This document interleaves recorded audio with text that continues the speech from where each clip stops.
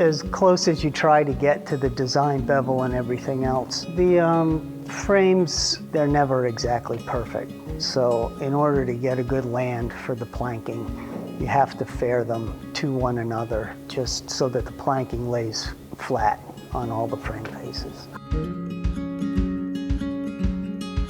The strings, as opposed to a batten will give you one spot that you're fairing, and then you have to move the batten each time.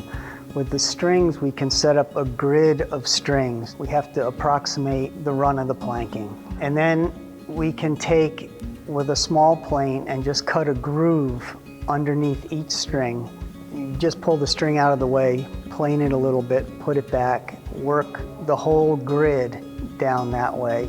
Once your eye gets used to looking at it, you can see how the spring breaks at the corner of each frame. That'll point up places that still need attention. And once you get it so the strings all look pretty good, and they all look pretty good relative to each other, then you pull them down and you plane off between the strings to connect the dots essentially with the grooves. Sometimes you'll check it with a batten, just if you have any questions, or if there's an area where it's hollow, you can't use the strings. It's just a good way to fair larger areas instead of fairing lots of lines, because the strings, you can relate them to each other. As you get used to looking at it, you can see the shape of an area of the boat instead of just lines. And then once you move the batten, you have no idea what that line looks like anymore. It's a time saver, and you get a much better picture of the whole